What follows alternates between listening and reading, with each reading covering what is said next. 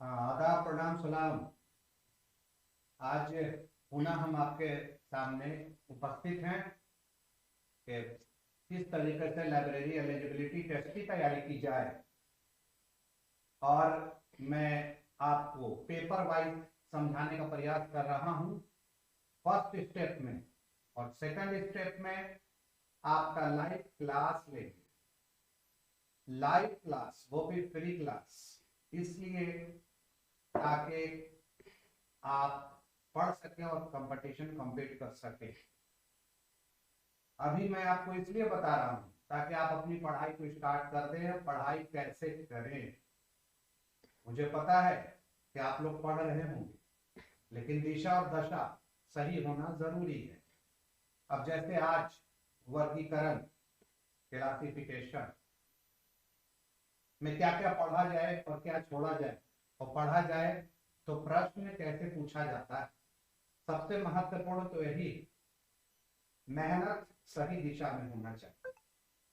मेहनत अगर सही दिशा में होगा तो सफलता हाथ लगेगी, अन्यथा सफलता से हम दूर रह जाएंगे। और पता है आपको कि 15-16 साल के बाद लाइब्रेरी एलिजिबिलिटी टेस्ट होने जा रहा है। तो आइए समझते हैं कि क्लासिफिकेशन को कैसे तैयारी करना है। क्लासिफिकेशन थ्योरी का सबसे पहले समझिए कि क्वेश्चन कैसे आता है।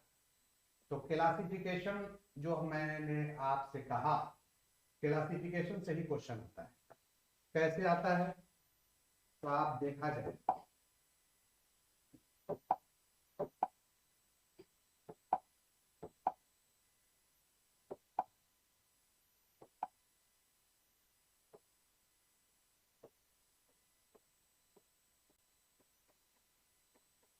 क्लासिफिकेशन, इसके मतलब होता है वर्गीकरण, समान वस्तु को एक साथ रखना या समानता और असमानता के आधार पर व्यवस्थित करना।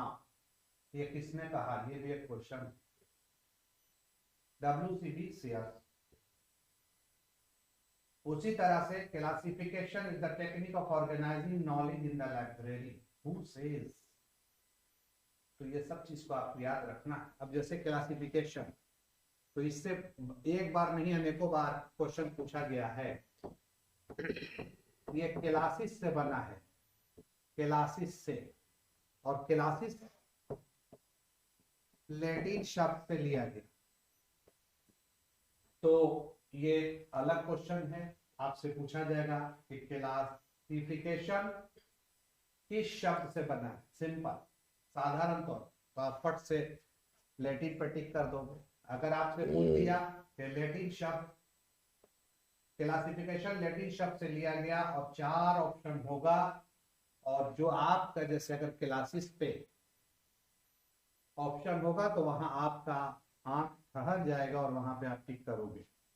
उसी तरह से आपसे पूछा जाता है कि ज्ञान वर्गीकरण में सबसे प्राचीन वर्गीकरण पद्धति, ज्ञान वर्गीकरण में सबसे प्राचीन वर्गीकरण पद्धति कौन सा है।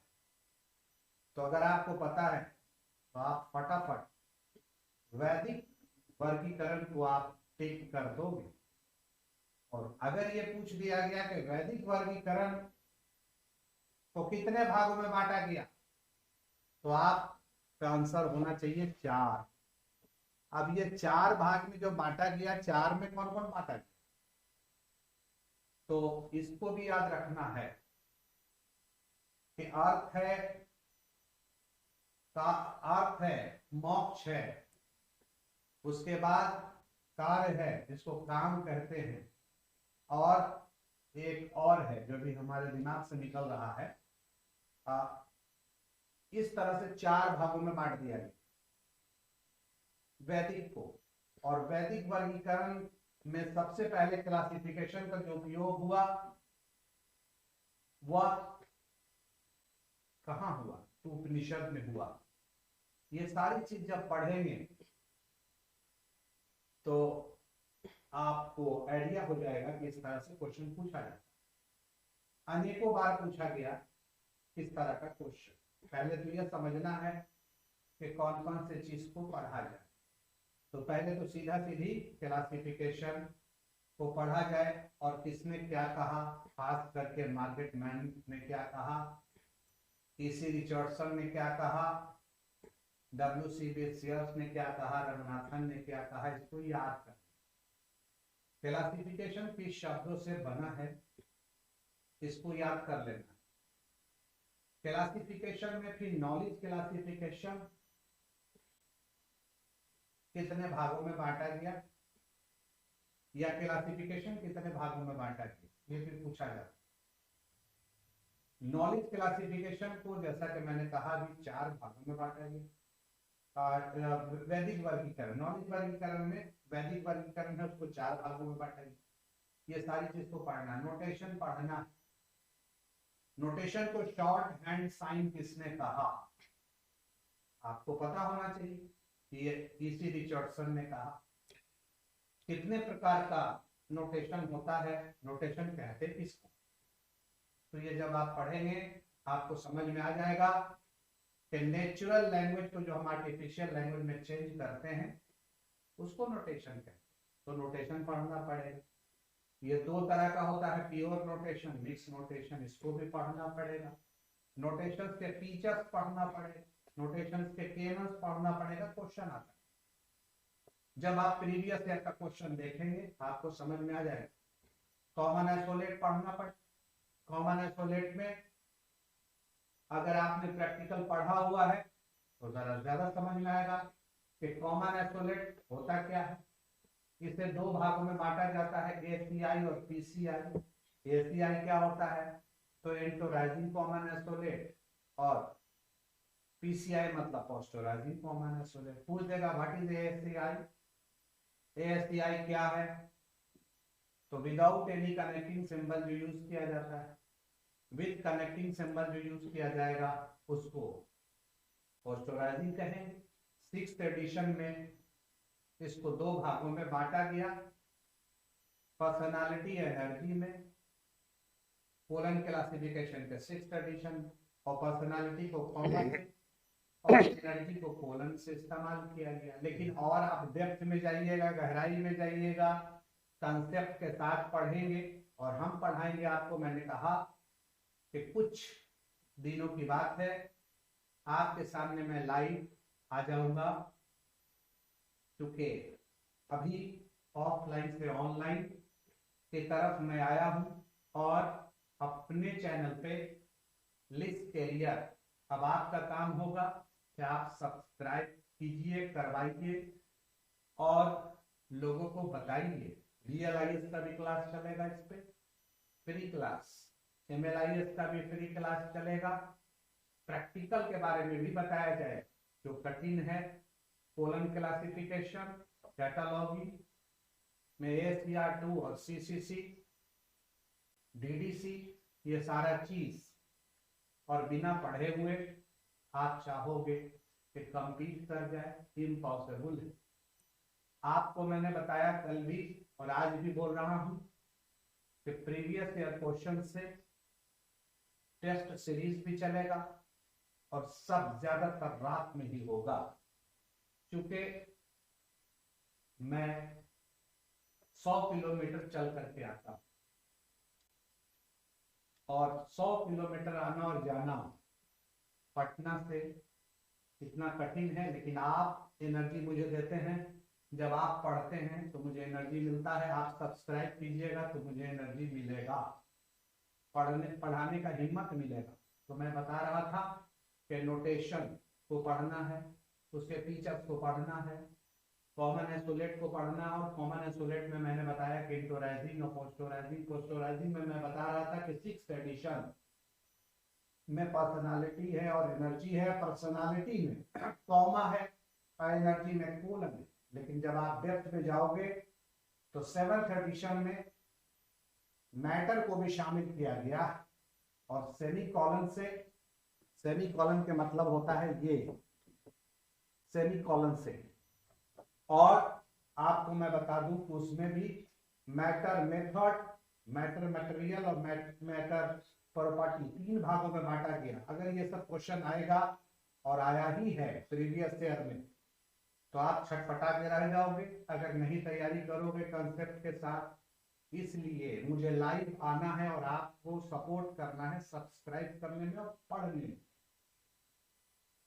उसी तरीके से आपको पूछा जाएगा कि how many components in call number, तो आपको पता होना चाहिए कि कॉल नंबर 3 कंपोनेंट से बनता है। आप आराम से 3 पर टिक कर दोगे।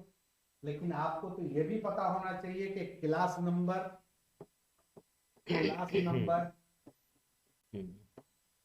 बुक नंबर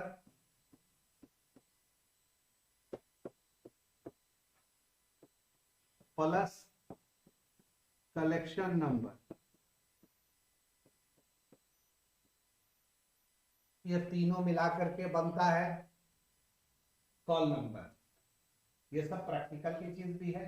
क्लास नंबर से विषय का बोध होता है, बुक नंबर से और इंडिविजुअलाइज होता है, ये सब BLIS में भी पढ़ना है। और कलेक्शन नंबर दिया जाता है बहुत बड़ी लाइब्रेरी में जहां कलेक्शन रिच कलेक्शन हो। रिच का मतलब पैसा से नहीं है, रिच का मतलब है कि जहां ज्यादा मटेरियल है, 10 लाख 20 लाख 25 लाख बड़ी लाइब्रेरी में। तो आपको सिंपल याद रखना है कि 3 कंपोनेंट है, 3 अवयव हैं कॉल नंबर। उसी तरह से आपको पढ़ना होगा फेज रिलेशन, और फेज रिलेशन जब पढ़ेंगे तो आपको उसके टाइप्स को भी पढ़ना है, उसके रिलेशंस को भी पढ़ना है। रिलेशन में जनरल, बाइस, कंपैरिजन, डिफरेंस, इन्फ्लुएंस, ये 6th एडिशन के लिए 5 तरह का रिलेशन है। और छठा रिलेशन जो दिया गया 7th एडिशन में दिया गया है, और उसके लिए टूल का इस्तेमाल किया गया। ये आप जब पढ़ेंगे तो आपको क्लियर हो जाएगा, और कंसेप्ट के साथ पढ़ेंगे तभी आपको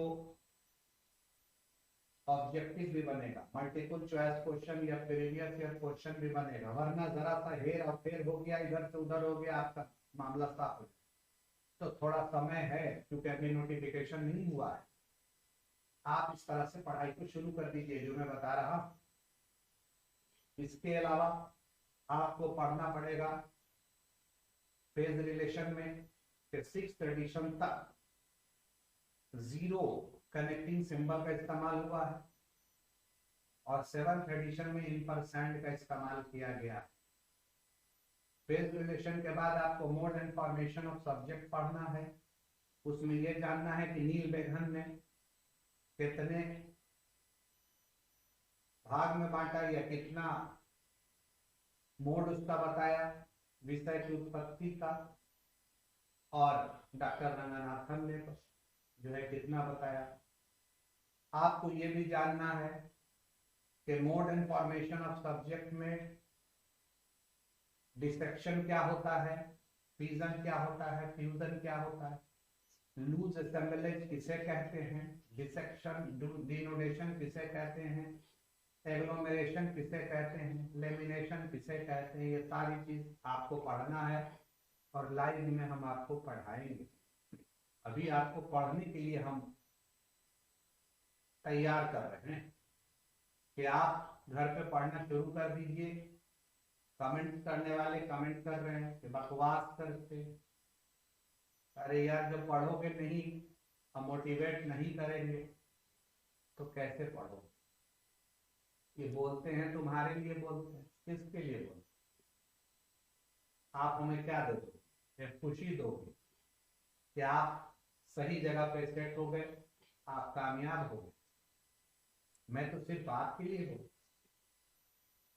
तो आप मेहनत कीजिए, सफल हो जाइएगा। उसके बाद आपको सीसी और टीडीसी के बारे में डेप्थ पढ़ना पड़ेगा। सीसी से थ्योरी से, सीसी के प्रैक्टिकल की बात मैं नहीं कहा।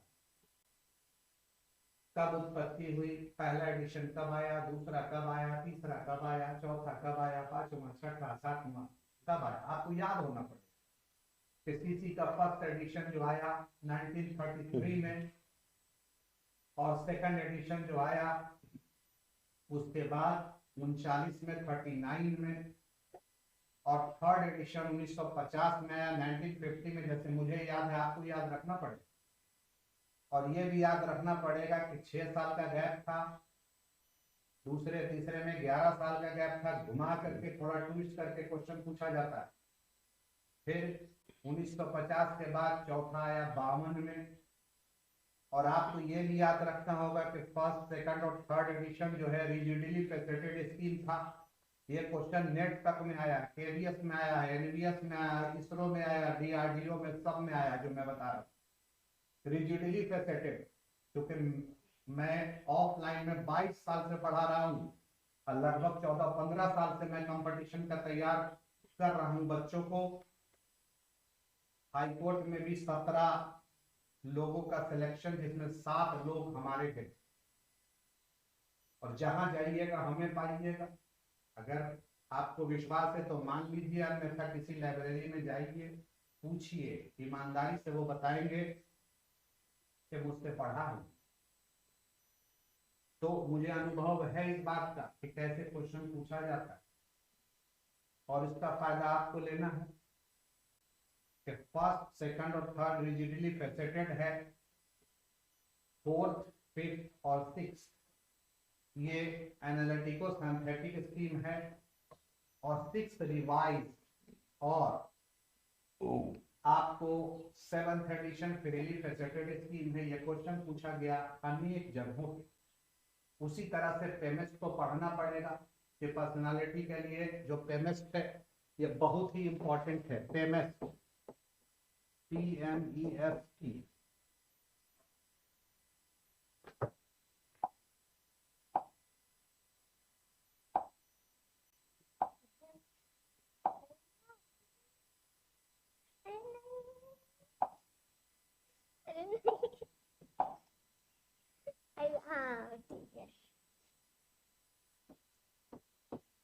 इसको आपको पढ़ना पड़ेगा, इससे क्वेश्चन आता है। और आपको P के लिए, M के लिए सेमी कॉलन, E के लिए कोलन, S के लिए डाउट और T के लिए सिंगल इन्वर्टेड कॉमा।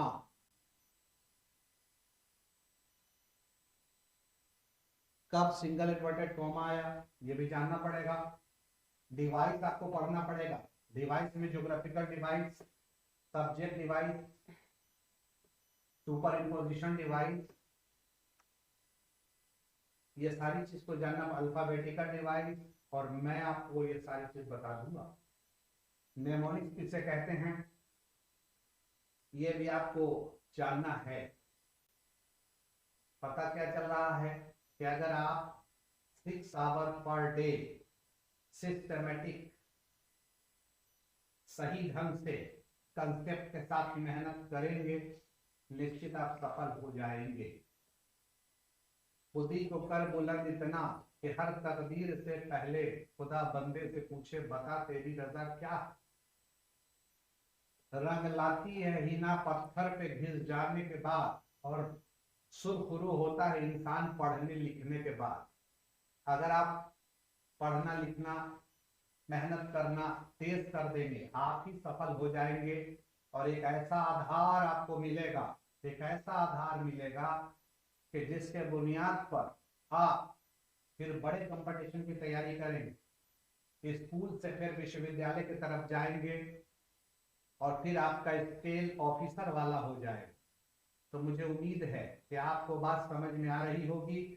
आप पढ़ाई कर रहे होंगे, पढ़ाई को और तेज कर दें। Thank you very much, good night, bye bye. कल हम लोग पुनः जुड़ेंगे और कैटलॉग के बारे में समझेंगे कि कैसे कैटलॉग को पढ़ना है। शुभ रात्रि, खुश रहिए, आगे बढ़िए, तरक्की कीजिए, कामयाब हो जाइए और व्यस्त रहिए, मस्त रहिए पढ़ने में। Thank you very much.